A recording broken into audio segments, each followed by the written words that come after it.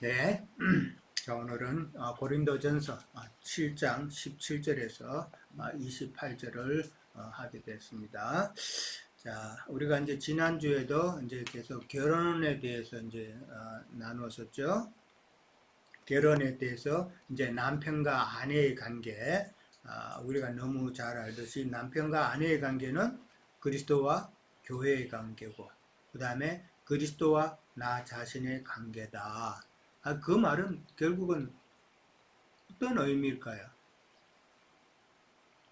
그리스도와 나와의 관계다. 그리스도와 교회의 관계다라는 말은 그 말을 이제 하면서 바울은 하고자 하는 말은 그리스도와 그리스도와 교회는 순종하고 사랑하는 관계다라는 그런 것을 사실은 염두에 두고 하는 말이에요.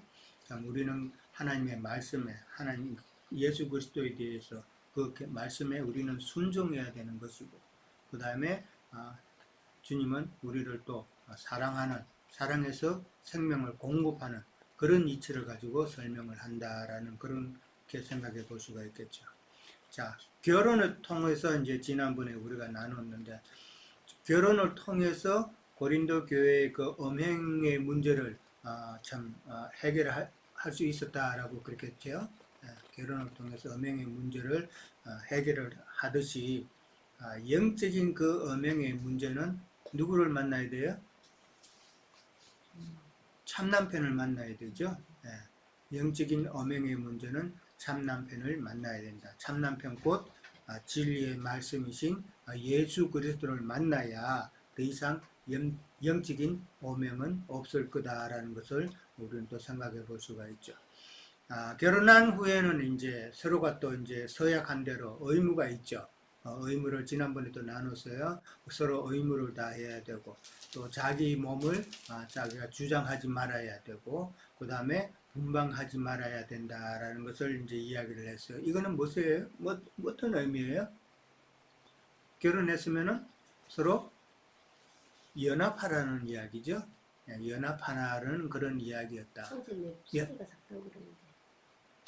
소리가 작아요? 잘 들립니다. 저는 잘 들립니다. 오자매님 소리가 약한 거예요. 그 스피커 소리가. 스피커를 올려보세요. 예, 스피커 올리세요. 예. 자, 그러니까 그 말은 서로 부부간의 의무를 다한다는 말은 서로 연합하고 그 다음에 생명의 공급을 피하지 말라라는 그런 의미가 되겠죠. 참 연합한다는 게 참 중요해요. 우리가 오랫동안 신앙생활 한다고 했지만은 정말 내가 주님과 연합된 그런 관계가 있었나? 의무적으로 신앙생활하고 그냥 예배당 다니고 뭐 이렇게 뭐 신앙생활해야 나중에 죽으면 천국이라도 갈 수 있을 것 같으니까 그렇게 했지. 정말 주님의 내 안에 내가 주님 안에 거하는 연합된 관계를 느껴본 적이 있는가 하는 거죠. 있어요, 여러분? 저도 그런 게 좀 답답했어요. 뭐 다 마찬가지일 거예요. 신앙생활을 한다면서 진짜 하나님을 내가 섬긴다고 하면서도 하나님과의 나와 이 관계가 이게 연합이 되지 않은 그런 관계 같으면은 참 힘들죠. 연합은 그 자체도 몰랐는 거죠. 연합이라는 어떻게 연합해서 그렇죠. 어떻게 그리스도가 내 안에 산다는 것 자체. 그럼 연합이라는 게 그 연합이라는 자체 의미는 뭘까요? 그러면 참 연합이라는 그 의미는 그럼 어떻게 우리가 생각해야 돼요? 말씀이 진리로 깨달아지고 음흠. 깨달아지는 그 말씀이 깨달아지는 것이 주님이 나하고 함께하고 주님의 인재가 함께 있다는 것을 그렇죠. 믿음 안에서 받아들이고 예수 그리스도는 곧 말씀이니까 진리와 생명의 말씀 자체이니까 예수님이 그러니까 그 진리의 말씀이 내 속에 심어져서 내가 깨달아지면은 그 말씀과 함께 하는 거예요. 그 예수님과 연합이 되는 거예요. 그러니까 세상 교회에서는 왜 그 연합이 안 됐냐면은 진리의 말씀이 없었기 때문에 사실은 그런 거예요. 그렇죠?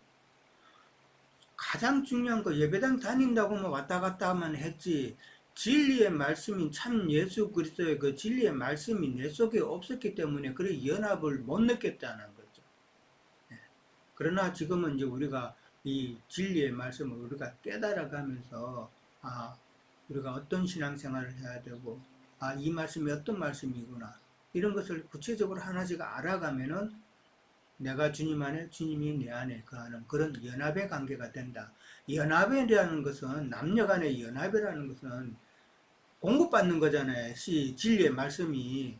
그러니까 예수님과 연합이라는 것은 진리의 말씀이 공급이 되지 않으면 참 연합이 아니다라는 그런 의미죠. 그러니까 세상 교회에서는 그동안에 진리의 말씀이 공급받지 않았기 때문에 당연히 연합된 그런 느낌을 받지 못했다라고 우리가 이제 생각해 볼 수가 있겠죠. 참 중요한 이야기입니다. 자, 지난번에 우리가 나눌 때 이제 세 가지 원칙에 대해서 나왔죠. 원칙이랄까? 이제 세 가지 경우가 나왔어요. 첫째는 결혼한 자에 대해서 나왔었죠. 결혼한 자에 대해서 나왔고, 그 다음에는 나머지 사람이라고 그렇게 표현이 됐었어요.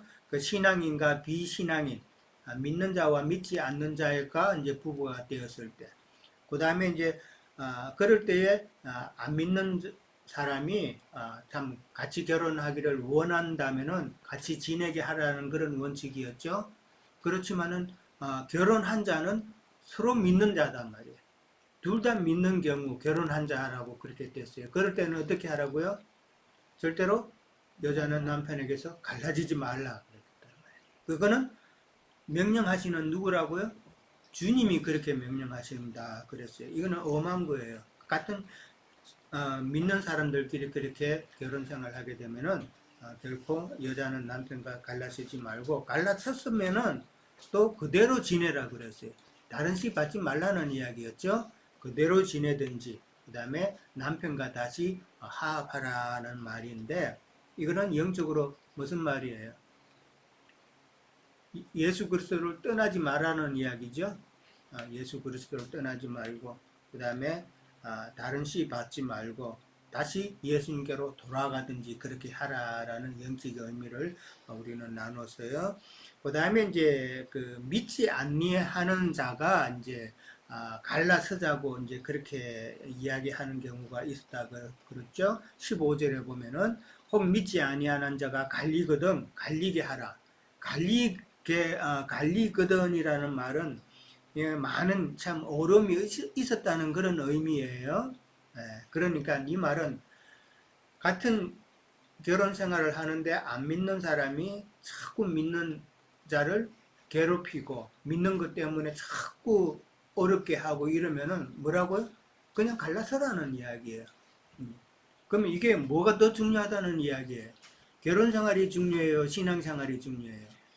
신앙이 중요하다라는 것을 이야기하고 있는 거예요.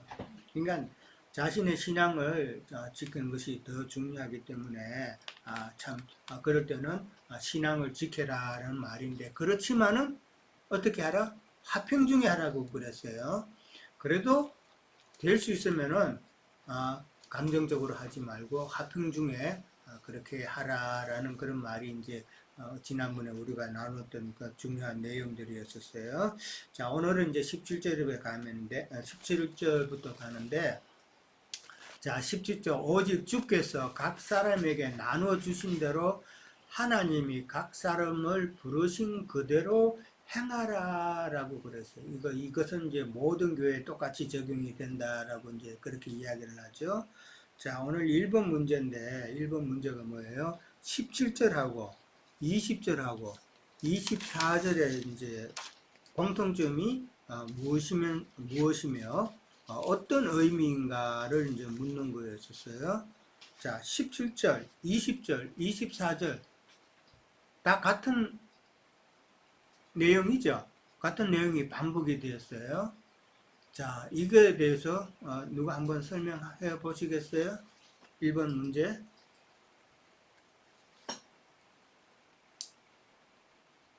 준호 행자님이 하실 수 있을 것 같은데. 네. 예, 뭐,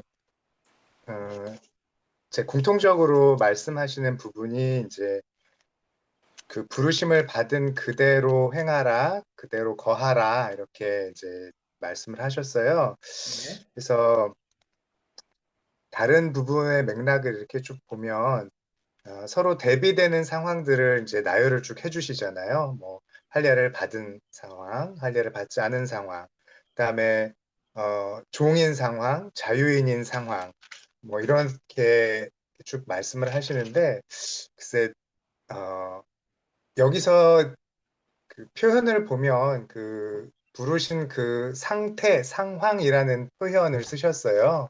어, 그러니까 보통 예수님을 우리가 만나고 나서 예수님께서 원하시는 그런 삶의 모습이 있다고 우리가 생각을 하고 그런 모습을 내가 맞춰야 한다, 만들어야 한다라는 그런 뭐랄까 어떤 행위를 해야 된다고 하거나 어떤 방식을 취해야 된다고 하는 그런 생각 때문에 어, 자기 소견에 오른 대로 뭔가를 이렇게 자꾸 더 추가하고 음, 덧붙이는 그런 생활을 하게 되고 그것이 굉장히 종교적인 모습이 될 수도 있잖아요. 그런데 결국 이제 다른 구절에서 사도 바울이 이제 강조하시는 건 바깥으로 드러나는 어떤 상태나 모양 그 자체가 현실에 있는 그 모습이 영적으로 그것이 중요하지 않는 그런 문제들이다라는 것들을 이렇게 표현을 해주고 계시는 거죠. 그래서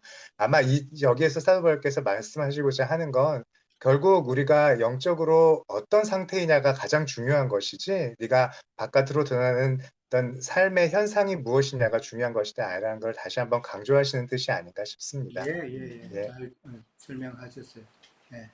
아, 그러니까 공통점은 그 부르심 받은 그대로 행하라. 그 다음에 부르심 받은 그대로 지내라. 그 다음에 24절에 가서는 부르심 받은 그대로 하나님과 함께 그하라라고 그렇게 나옵니다. 똑같은 말이지만은 그러나 마지막에 가서 단어가 다르죠. 행하는 경우가 있고, 그 다음에 같이 지내라고 그랬고, 그 다음에 함께 그하라라는 그런 표현이 나왔어요. 이것을 우리가 한번 또 생각을 해봐야 된다라는 것이죠. 그러니까 각 사람에게 나눠주신 대로라는 것은 지난번에 그 우리가 뭐에 대해서 잠깐 이 나눠주신 것을 뭘로 이해를 했죠? 하나님의 은사라고 그랬죠. 결혼하지 않고 혼자 사는 것도 바울처럼 혼자 사는 것도 그건 은사가 있어야 된다는 것이었죠. 그러나 각각 다 은사대로 행하라라고 그렇게 했기 때문에 어떤 사람은 결혼을 하고 어떤 사람은 결혼하지 않고 그런 상황에서도 결혼을 해서도 교회를 위해서 주님을 위해서 또 어떠한 또 맡은 부분이 있으니까 그거대로 하라는 그런 이야기죠. 예. 자, 근데 이제 부르신 그대로라고 이야기를 했는데 이 말은 불렀을 때에 그 신분, 그러니까 지금 결혼에 대해서 이제 나왔는데 사실은 혼인의 그 신분에 따라라는 그런 이야기예요. 혼인의 신분을 이제 의미하고 있는데 참 부르신 그대로라는 말은 하나님의 주권이죠. 하나님께서 우리가 어떠한 형편에 있든지 간에 부르실 때에 부르시는 것은 하나님의 주권적인 문제다라는 것인데 참 우리가 영광스러운 세상적으로도 좀 폼나고 좀 뭐 재물도 좀 있고 명예도 좀 있고 이럴 때 예수님이 우리를 딱 불렀었으면은 참 얼마나 좋겠어요.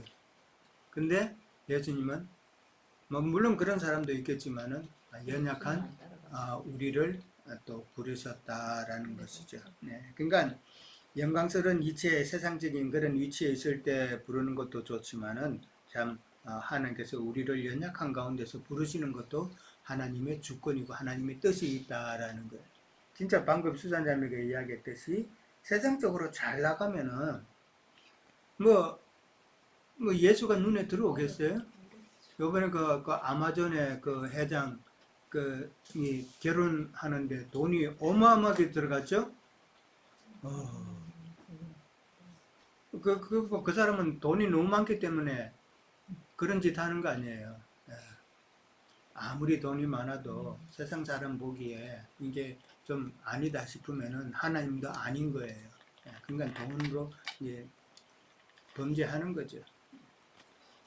자, 세 번을 이제 그렇게 이제 그 짧은 그 구간에서 이제 7절이죠.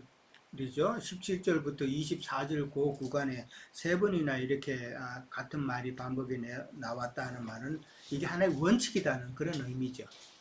중요하고 원칙적인 것이다. 이 말은 부름받을 때에 자신이 처한 그 환경, 지금 오늘 이제 할례를 받았느냐, 종이냐, 자유자냐라는 그런 내용이 나오죠. 그때 그 환경을 바꾸려고 하지 말고 믿는 자는 지금 있는 그 상태에서, 부르심 받은 그 상태에서 신앙을 굳게 지켜라 라는 그런 의미로 지금 하신 말씀이다 라고 이제 보면 되겠죠. 그러니까 지금 아까도 이제 형제님 말씀하셨는데 육적인 신분보다는 영적인 신분이 더 중요하다라는 그런 의미죠. 그것을 이야기를 한다. 그러니까 우리가 잘 아는 그 예수님께서 제자들을 부르실 때에 예수님의 제자들이 예수님 부를 때 바로 따랐죠. 있는 그대로 바로 따라다라는 것을 우리는 생각을 해볼 수가 있죠. 자, 아까 이제 잠깐 언급했는데 행하라라는 말이 먼저 나왔어요. 각 사람을 부르신 그대로 행한다. 그 다음에 지낸다. 그 다음에 그한다는 말이 나왔는데 저는 이 행하라는 말이 믿음의 행위를 이제 행하라라는 그런 의미로 보여요. 그러면은 믿음의 시작이다라고 생각해 볼 수가 있겠죠. 믿음을 행하라라는 것은 이제 믿기 시작하는 행함이기 때문에 믿음의 시작이다라고 볼 수가 있고, 그 다음에 같이 주님과 동행의 관계를 설명하는 지내라라는 말, 그러니까 누구와 함께 지낸다라는 말은 함께 동행한다는 그런 관계로 또 볼 수가 있겠죠. 동행한다는 것은 우리가 지금 주님과 동행하고 있는 관계죠. 그럼 그 과정이다 말이에요. 신앙의 과정이라고 볼 수가 있을 것 같고, 그 다음에 이제 함께 거한다라는 표현이 나왔어요. 그러면 거한다는 말은 연합의 관계고 교제의 관계다 말이에요. 그러면은 이거는 우리가 예수를 알고 이제 믿기 시작하고 예수와 함께 동행하면서 신앙생활 하면은 그 결과는 이제는 완전히 교제의 관계, 함께 거하는 관계, 주님이 내 안에 내가 주님의 거하는 관계가 된단 말이에요. 이거는 결과죠. 시작과 과정과 결과가 이렇게 나온다라고 보면은 예수 그리스도와 함께 우리가 믿음이 시작이 되고 그 다음에 주님과 늘 동행하는 관계, 그리고 주님 안에서 서로 교제하는 영적인 교제를 나누는 이 관계가 참 온전한 신앙의 길이 아닌가라는 것이죠. 이런 것을 알고 참 우리가 신앙생활 해야 되는데 이런 과정을 전혀 생각하지 않고 그냥 열심히 믿기만 하면은 된다라고 하는 그런 사고방식은 잘못된 신앙이다. 그것이 바로 뭐예요? 마귀가 우리 속에 가라지 씨를 뿌린 것이죠. 그렇게 신앙을 그렇게 생각하고 그렇게 믿는다는 것은 가라지 씨를 뿌렸기 때문에 그렇게 된 것이다 라고 우리는 이해를 하죠. 자, 그러니까 시작이 중요한 거예요. 세상 이치도 많이 그렇잖아요. 시작이 중요하다고. 그러니까 신앙생활도 마찬가지다. 우리는 시작이 또 다들 잘못되었었죠. 시작이 잘못되었지만은, 그러나 그것을 빨리 깨닫고, 하나님의 은혜로 참 깨닫고, 이렇게 수정해서 다시 이 바른 길로 오게 됐다라는 것이 얼마나 다행한 일인가. 그게 바로 참 회개죠.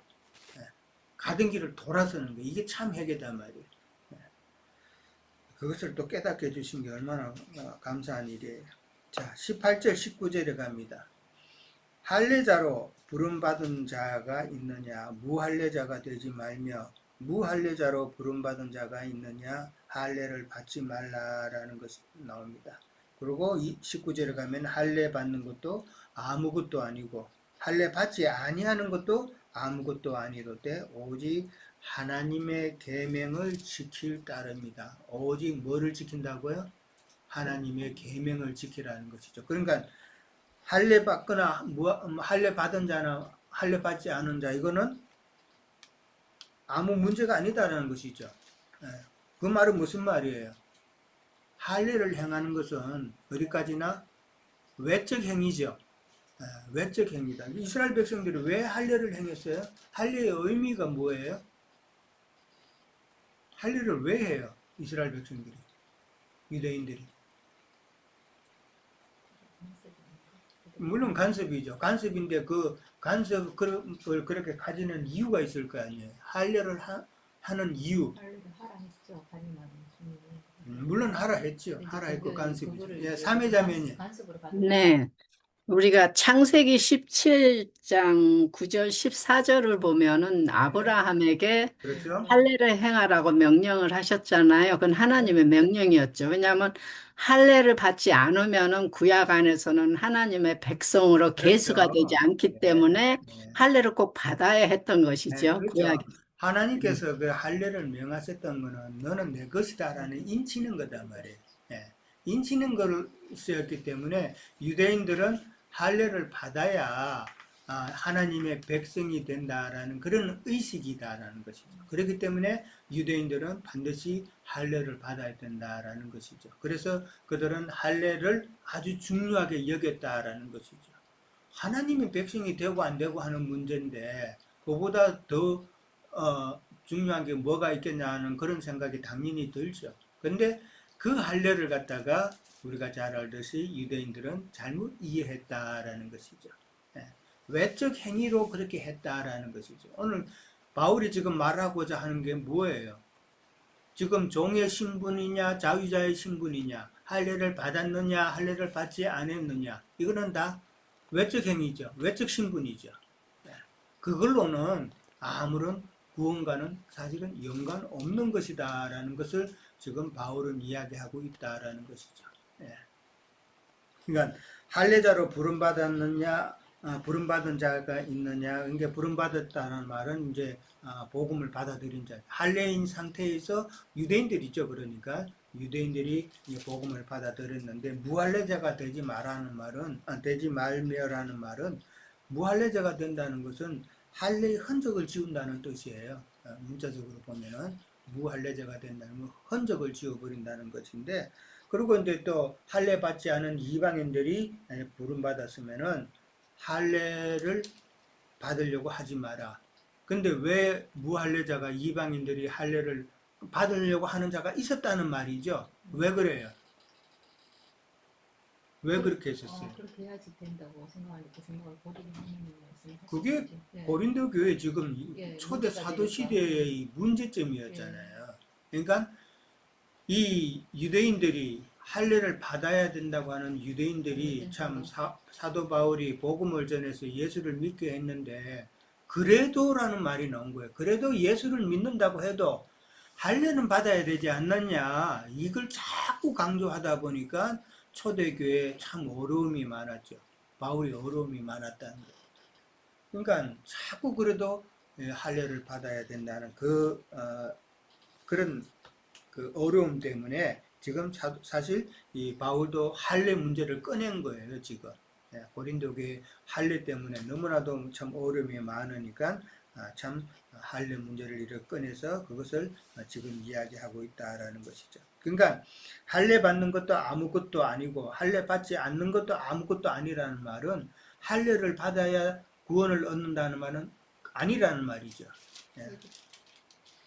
뭐. 여기 고린도 그 로마서 말씀에 이게 뭐 그렇잖아요. 이게 잘 읽어볼게. 무릇 표면적 유대인이 유대인이 아니요 표면적 그렇죠? 표면적 육신의 할례가 아니라 오직 이면적 유대인이 유대인이며 할례는 마음이 할지니라, 이제 이렇게 했거든요. 사실은 마음이 하는 거고, 한데 찾아보면은 할례자도 믿음으로 말미암아 또 무할례자도 믿음으로 말미암아 이렇게 하시면 사실 하나님은 한 분이시라. 그러니까 이 말씀이 딱 적용되는 말씀. 그렇죠. 이게 믿음으로 받아들여. 할례 이야기가 나오면 우리가 받아야 될 할례, 영적 할례를 이야기 안 할 수가 없죠.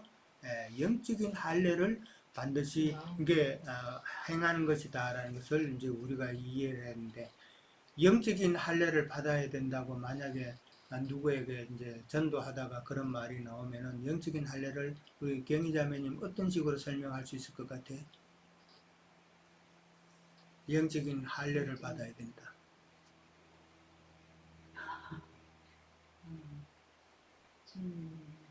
진리의 말씀이 내 안에 있느냐. 음흠. 말씀이 있느냐 네, 없느냐 그 문제. 성희자매님은 뭐라고 말씀하실 것 같아요?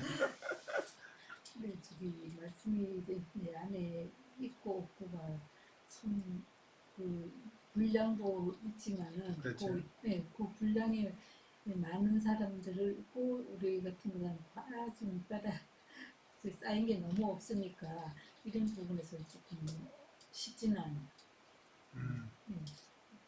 왜 그렇다면 뭐라고 어떻게 말할 수 있을 것 같아요?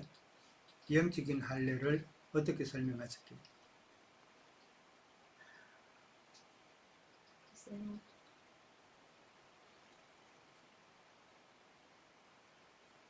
영적인 할례를 받아야지만 우리가 예전의 내 모습이 아닌 새 것으로 진짜 너는 내 것이다 하고 인침을 받아서 새 사람이 되는 거잖아요. 그렇죠? 그러니까 그 영적인 할례를 받아야지만 우리가 구원의 첫 단계를 갈 수가 있는 거고, 그래서 그 이제 혼의 구원까지 계속 쌓았다가 이제 우리가 정말로 그 천국에 있는 예루살렘까지 갈 때까지 자, 그럼 또 우리 줌에 들어온 다른 분들, 네, 준호 형님. 예, 원래 할례가 그 바깥에 있는 포피를 잘라내고 그렇죠. 안에 있는 것이 그거죠. 드러나게 하는 거잖아요. 그러니까 그것이 가지고 있는 상징은 결국 나의 겉사람이라고 부르는 나의 그 타고난 나의 옛 자아, 그런 천연적인 그런 생각들, 옛 생명들을 끝내고 나의 새로운 생명, 예수님께서 나에게 주신 그 영광에 나타난 새 생명을 이렇게 드러내는 삶을 사는 것이 영적인 할례라고 표현을 할 그렇죠. 수가 있을 텐데, 예. 그렇다면 어떻게 해야, 그러니까 사실은 우리가 예수님을 구주로 영접하는 순간 사실 우리의 영은 이제 거듭났잖아요. 영이 연합이 돼서. 근데 그것이 우리의 삶 속에서 얼마나 계속 그게 드러나느냐가 그 영적 할례를 드러내는 삶이 되는 것이죠. 그렇죠? 예, 예, 정확하게 지적을 하셨어요. 할례라는 거는 베내는 거예요. 아픔이고. 근데 우리가 할례를 하려면은 뭐가 필요해요? 칼이 필요하죠. 예. 오자매님 뭐 하실 말씀 있으실 것 같아요. 저는 오랜만에 그 할례에 대해서 우리가 어떻게 사람들한테 그걸 얘기해야 되냐면 저 입장에서는 좀 그런 것 같아요.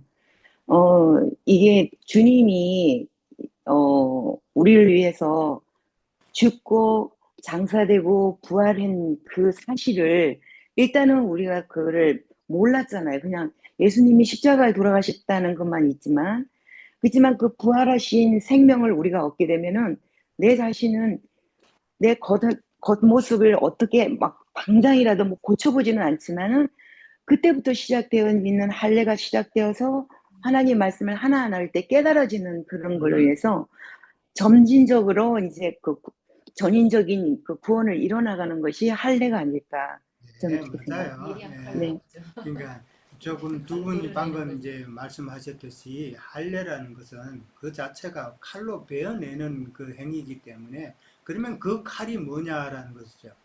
예. 무딘 칼 가지고 하면 생사람 잡아요. 아주 예리한 칼 가지고 해야지. 그 무딘 칼 가지고 하면은 세상 교계는 무딘 칼 가지고 막 썰려고 그러죠. 영적 할례를 행하려고 그러죠. 사람 죽어요. 예. 근데 진리의 말씀, 성령의 검이라고 그랬잖아요. 예. 하나님의 말씀은 검이다, 예리한 검이다고 그랬는데 의사들이 수술 집도할 때 그 예리한 칼 갖다 대기만 해도 그냥 쫙 나가는 그런 식의 날카로운 검이다. 그러니까 진리의 말씀으로 우리의 무엇을 드러내야 돼요? 옛사람의 성분을, 육체의 성분을 드러내는 그 과정이 늘 있어야 된다라는 것이죠. 그게 영적인 할례다라는 것이죠.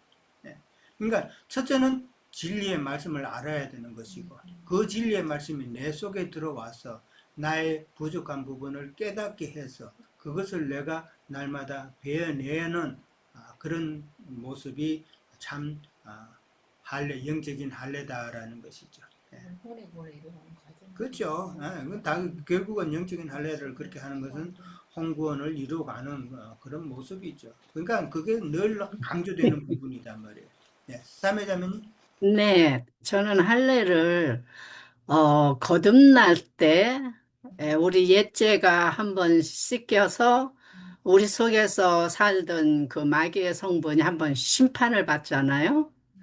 그러고 난 후에 이제 거듭난 것이 분명하고 새 사람이 된 안에서 교회 생활을 하면서 우리의 어떤 생각을 처리하시는 건데 할례는 내가 하는 게 아니고 하나님이 적절할 때 주시는 것이지요. 내 그렇죠. 생명이 어느 정도 자라면은 그 과정을 지나서 또 성장이 돼야 되니까 어떤 환경으로 해서 내 속에 있는 나는 못 보지만 주님은 아시니까 그리고 우리의 생각 안에서 부정적인 거 그런 것들이 우리는 인식을 하지만 근데 이제 할례는 주님께서 적절할 때 주셔가지고 자라는 과정 안에서 이제 성장시키는 것이 예.